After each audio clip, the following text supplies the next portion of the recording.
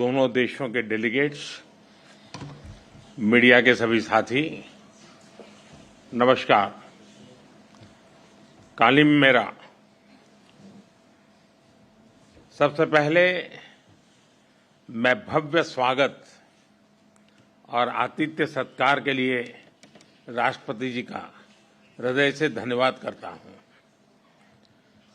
कल जब से मैंने साइप्रस की धरती पर कदम रखा है, राष्ट्रपति जी और यहां के लोगों ने जो अपनापन और स्नेह दिखाया, वह सीधे दिल को छू गया। अभी कुछ देर पहले मुझे साइप्रस के इतने बड़े सम्मान से अलंकृत किया गया। ये सम्मान केवल मेरा नहीं, 140 करोड़ भारतीयों का सम्मान है। यह भारत और साइप्रस की अटूट मित्रता की मोहर है। इसके लिए मैं एक बार फिर हृदय से आभार व्यक्त करता हूं।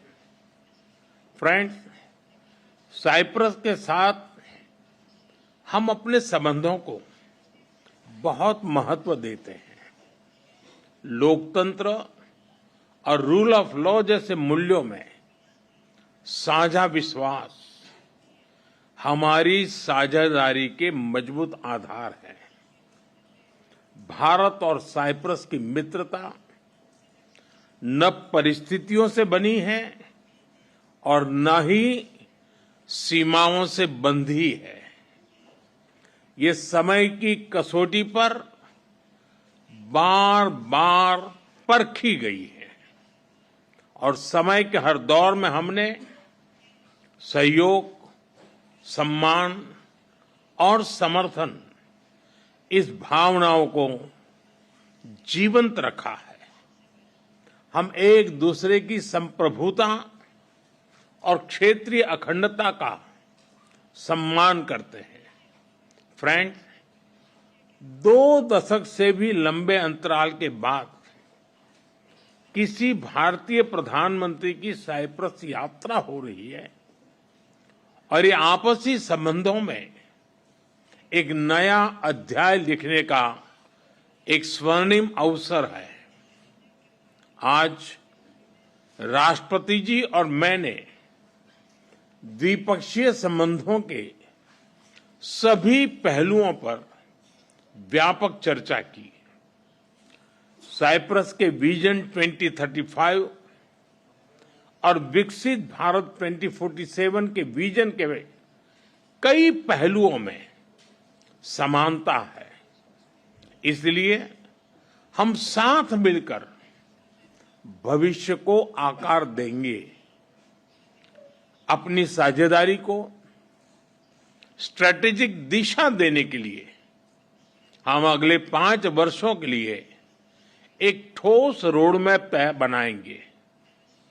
रक्षा और सहयोग को और मजबूती देने के लिए द्विपक्षीय डिफेंस कोऑपरेशन प्रोग्राम के तहत रक्षा उद्योग पर बल दिया जाएगा। साइबर और मैरीटाइम सिक्योरिटी पर अलग से डायलॉग शुरू किया जाएगा।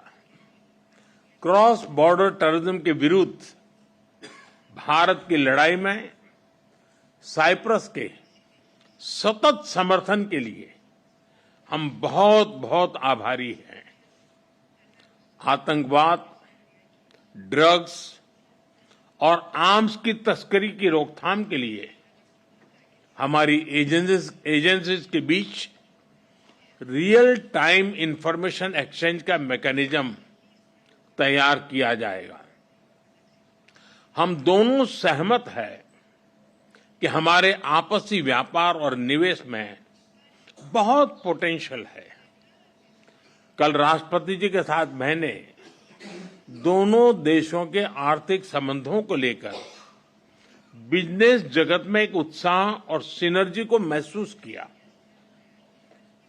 हम एक पारस्परिक लाभकारी भारत और ईयू फ्री ट्रेड एग्रीमेंट को साल के अंत तक संपन्न करने के लिए काम कर रहे हैं। इस साल भारत, साइप्रस और ग्रीस बिजनेस और इन्वेस्टमेंट काउंसिल भी लॉन्च किया गया है। इन इनिशिएटिव से दोनों देशों के बीच आपसी व्यापार और निवेश को भी बल मिलेगा। Technology, innovation, health, agriculture, renewable energy, climate justice जैसे क्षेत्रों में आपसी सहयोग पर भी विस्तार से बात हुई है। साइप्रस में योग और आयुर्वेद के प्रसार को देखकर हम उत्साहित हैं।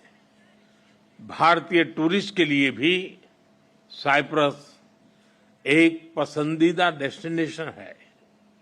उनके लिए डायरेक्ट एयर कनेक्टिविटी बनाने पर जोर दिया जाएगा। हमने निश्चय किया कि मोबिलिटी एग्रीमेंट को जल्द पूरा करने के लिए काम किया जाएगा। फ्रेंड्स, यूरोपियन यूनियन में साइप्रस हमारा विश्वसनीय पार्टनर है। अगले वर्ष साइप्रस की यूरोपियन यूनियन अध्यक्षता के लिए हम शुभकामनाएं देते हैं। हमें विश्वास है कि आपकी अध्यक्षता में भारत और ईयू संबंधों में नए आयाम जुड़ेंगे। वीएन को समकालीन बनाने के लिए जरूरी रिफॉर्म्स को लेकर हमारे विचारों में समानता है। साइप्रस द्वारा सिक्योरिटी काउंसिल में भारत की स्थायी सदस्यता का समर्थन करने के लिए हम आपके आभारी हैं। पश्चिम एशिया और यूरोप में चल रहे कॉन्फ्लिक्ट को लेकर हम दोनों ने चिंता व्यक्त की है। इनका नकारात्मक प्रभाव केवल उस क्षेत्र तक सीमित नहीं है। हम दोनों मानते हैं कि यह युद्ध का युग नहीं है। संवाद से समाधान और स्थिरता की बहाली ये मानवता की पुकार है। मेडिटरेनियन क्षेत्र के साथ कनेक्टिविटी बढ़ाने पर भी हमने बात की। हम सहमत है कि India middle east Europe economic corridor से क्षेत्र में शांति और समृद्धि का मार्ग प्रशस्त होगा। राष्ट्रपति जी, मैं आपको भारत यात्रा के लिए सादर निमंत्रित करता हूं। आशा करता हूं जल्द ही भारत में आपका स्वागत करने का अवसर मिलेगा। एक बार फिर इस विशिष्ट आतिथ्य और सम्मान के लिए बहुत बहुत धन्यवाद।